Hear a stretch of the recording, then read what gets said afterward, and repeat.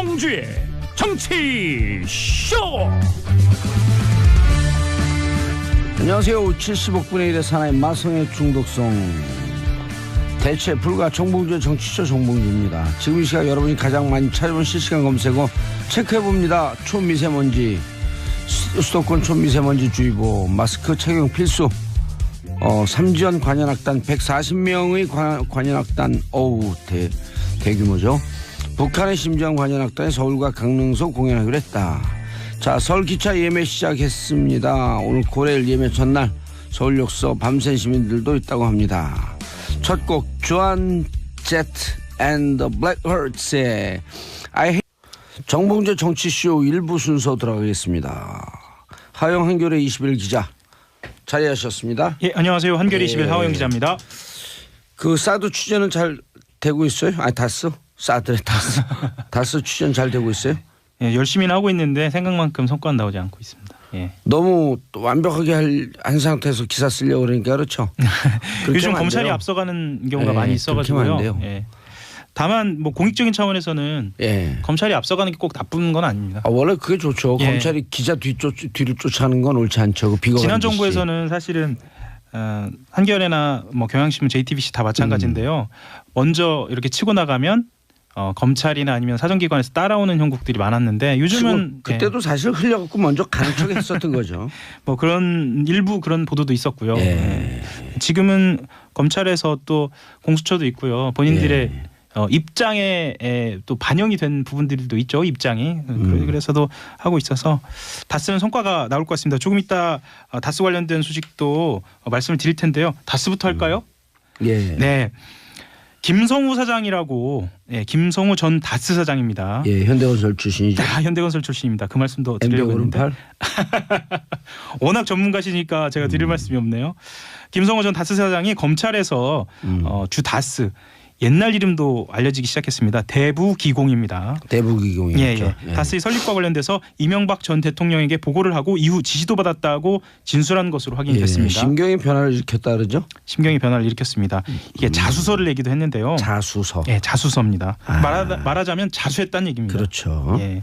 전에 그 이병훈가요? 이병기 그 국정원장이 자수서 쓰고 남재준이었었나요? 헷갈리네. 뭐 하도 사건이 많으니까. 그때도 국정원장 중에 한 분이 자수서 썼었죠. 자수서를 썼고요.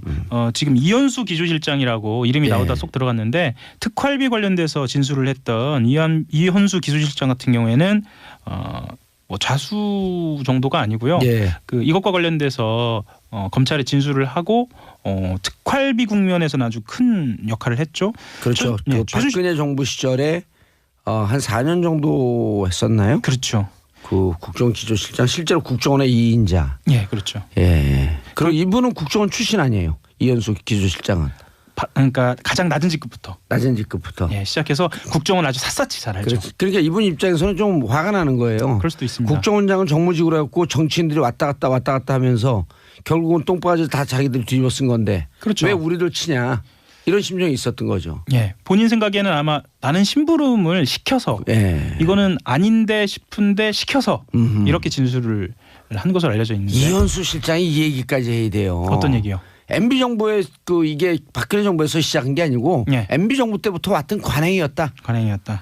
그러므로 김백준, 그다음에 김진모, 김희웅, 김희중 이런 분들 다 구속시켜야 된다. 다스부터 하고 특활비로 넘어가면 안 될까요? 이 지금 이명박 대통령 관련된 주제가 너무 많아가지고 또 이제 특활비로 섞이는데요. 일단 다스부터 정리하고 넘어가시죠. 서울중앙지검 첨단 범죄수사 1부에서 지금 진행하고 있는데요. 그 이명박 전 대통령이 지시를 내려서 다스의 전신인 대부기공이 만들어졌다라는 거예요. 그러니까 지시로 만들어졌다라는 거는 누구의 소유? 이명박 대통령의 소유라는 김민옥 여사의 소유.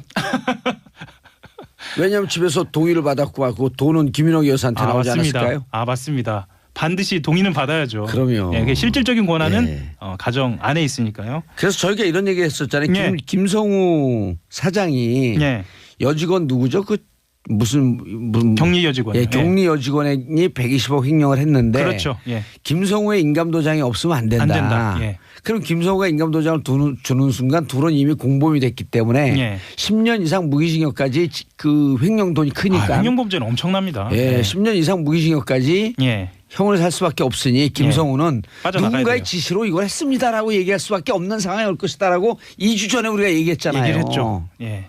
그래서 지금 빠져나가는 딱 때 그때 온 겁니다. 예. 나는 시킨 대로만 했습니다. 그렇죠. 하하. 김 전 사장 같은 경우에는 2007년 8년 같은 경우에 예. 당시에 검찰이나 특검 조사 단계에서 다스는 이명박 전 대통령과 무관한 회사라고 진술을 한 바가 있어요. 그러니까 그 진술을 뒤집은 겁니다. 10년 만에. 야, 10년 만에. 예. 야, 그 뒤집는데 10년 걸렸네. 맞습니다. 예. 고생 많이 하셨잖아요. 제 피선거권이 10년이거든요. 박탈이. 고생 많이 하셨어요. 10년. 예. 김 전 사장 외에도 예. 권아무개 전 다스 전무. 그러니까 측근들이 줄줄이 불고 있는 겁니다. 예. 비슷한 취지의 자소서를 낸 것으로 전해지고 있습니다. 하늘과 땅의 그물은 너무 커서 피할 곳이 없도다. 손바닥으로 하늘을 가리려다가 실패한 예. 그런 경우가 되겠습니다. 아니죠. 그래서 이제 마지막에 그래서 이게 예. 지시대로 했다. 예. 근데 120억 횡령. 예. 그냥 플러스 추가 알파의 횡령. 이것은 결국은 누구의 지시였었다. 네. 그럼 그분이 주범. 나머지 둘은 종범. 예. 이렇게 되는 거죠. 알파가 나와줘야죠. 진짜. 예. 이제 알파가 시작입니다. 알파 1억만 나와도 돼요. 그렇죠. 예, 횡령은 1억부터니까. 잔인하시네요. 예. 왜요? 뭐가 잔인해요? 잔인한 게 아니죠. 이건 그럼요. 명명백백한 겁니다. 예. 아니 너무 얼굴이 밝으셔가지고요. 저요 밝아요. 특활비로 넘어가 보겠습니다. 예, 특활비 넘어가시죠. 특수활동비 같은 경우에는 박근혜 전 대통령을 옴짝달싹 못하게 하는 그런 또 다른 게이트로 번진 적이 있는데요. 이번도 마찬가지입니다. 예. 이건 횡령으로 딱 떨어지기 때문에 뇌물로 딱 떨어지기 때문에요. 그런데 좀 인상적인 부분이 있어요. 앞서 말씀드린 것처럼 김성우 전 사장이 진술을 번복한 것처럼 이번에는 원세훈 전 원장이 특수활동비 상납 사실을 상당 부분 시인해버린 겁니다. 왜 우리의 예측은 다 맞죠. 그렇죠. 볼 수밖에 없다. 특활비 나오면은 제가 요 방송에서도 얘기하고 또 TV로 나오는 모방송 같고 예. MB의 끝은 특활비야 그렇죠. 방산 비리로 끝날 것이다. 그거 누구한테 듣고 그렇게 말씀하신 건가요? 대단하십니다. 예. 그 하호영 기자한테 들었어요. 그런 말씀 방송에서 하시면 안 될 것 같은데 아무튼 나한테 얘기해줬잖아요. 저기 빨리 기사 쓰세요.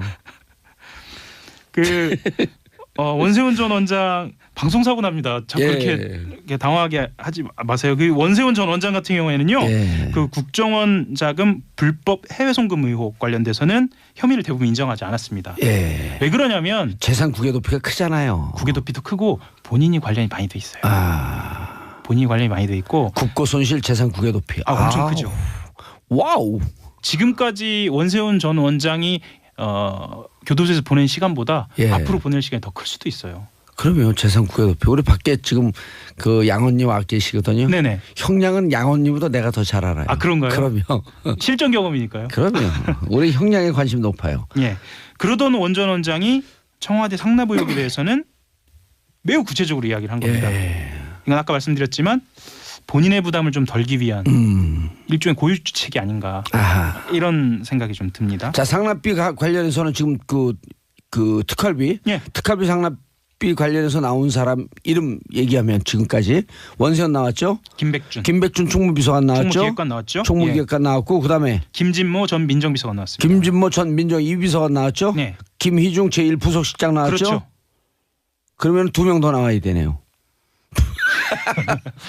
거기까지만 하시죠. 아니요. MB가 지시했다 안 했다라고 하는 MB 이름 그렇죠. 반드시 나올 거고요. 예. 그다음에 거기까지. 거기까지 한 명 하시죠. 더 있어요? 예. 땀이 오늘 많이 나네요. 네.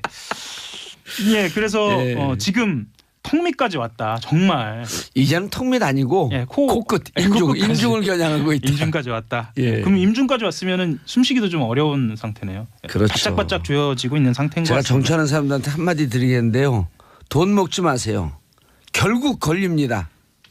돈 먹고 감옥 가 있는 사람들, 지금도 돈 받고 있는 사람들, 국민 생각해갖고 돈 먹지 마세요. 본인 생각해갖고 돈 먹지 말고, 가족 생각해갖고 돈 먹지 말고, 다 감옥 가요 결국은. 요즘 특히나 얼굴이 밝으세요. 돈 먹지 않고 살았으니까요. 그렇죠. 주면서 살았으니까. 맞습니다. 예. UAE 얘기 잠깐 해볼까요? 약간 지난 얘기긴 한데 예. 이게 지나지 않았습니다. 아 그런데 예. 요거는 양 당에서 서로 좀 국익을 위해서 좀 축소시키자 덮자 뭐 이런 얘기가 있으니까 저거 먼저 하는 게 어때요? 어떤가요? 삼지연 관현악단. 아 삼지연 관현. 예. 이 얘기를 꼭 해야죠. 북한이 평창 동계올림픽에서 140여 명으로 구성됐습니다. 대규모입니다. 예. 삼지연 관현악단을 예술단으로 파견하기로 했습니다. 오. 어제 합의가 된 건데요. 오케스트라 단원 80여 명하고 노래와 춤 공연자 등으로 구성된 종합예술단입니다. 모란봉악단은 안 와요? 예, 여기 포함되어 있네. 삼지연으로. 아 예. 삼지연은 모란봉악단 그 이른바 북한판 걸그룹 10명. 예. 그분들은 와요 안 와요? 아직 모르죠. 그것까지는 확인은 안 돼 있는데 지금은 삼지연만 오는 것으로 합의가 돼 있고요. 예. 공연은 광릉하고 서울에 한 차례씩 하기로 돼 있어서요. 아마 모두 다 구경을 가는 게 난리가 날 것 난리가 같은데 날 티켓팅한테. 예, 티켓팅. 근데 이거 보면 종북되는 거예요? 종북은 아니고요. 예. 친북이면 안 된가요? 안 되나요? 삼지연을 보면 친북인가요? 저도 잘 모르겠습니다. 그러니까. 네. 누군가를 종속적으로 따른다는 건 조금 저도 거부감이 있는데 삼지연 관현악단이 공연하는 거에 대해서 좀 친근감을 느끼는 건 괜찮을 것 같은데요. 관현악단이네 북을 치거나 그러진 않겠죠. 지금 그 북 얘기하시는 게 그 북인가요? 종도 치지 않고 종북. 요즘 유난히 표정이 밝으세요. 예. 아니 통일 문제가 잘 되는 것 같아갖고요. 예, 예.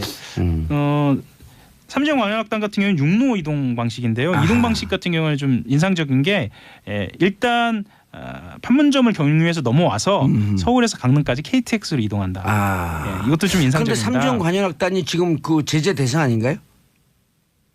제재 대상으로. 그건 제가 알아봐야 할 것 같습니다. 확실한 건 이 예술단이 제재 대상 중에 하나였던 것으로 저도 기억을 하는데요. 삼지연인지 제가 확인해 보겠습니다. 그렇기 때문에 유엔과 협의해서 미국의 요청 유엔과 협의해서 이 유엔 제재를 평창 올림픽 기간에는 유예하는 방안. 예, 그것도 지난번에 말씀드렸죠. 조명균 통일부 장관이 그 장관이, 얘기했다. 근데 그게 내부적으로 협의 없이 그 얘기할 리 없다. 우리가 그까지 얘기했었죠. 예.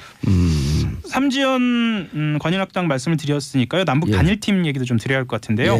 그 도종환 문화체육관광부 장관이 어제 그 개막식 때 공동 입장이 합의되면 한반도 길을 들게 되겠다라고 이야기를 하면서 단일팀 이야기하고 공동 입장하고 단일기 얘기를 한꺼번에 이렇게 좀 풀어놨습니다.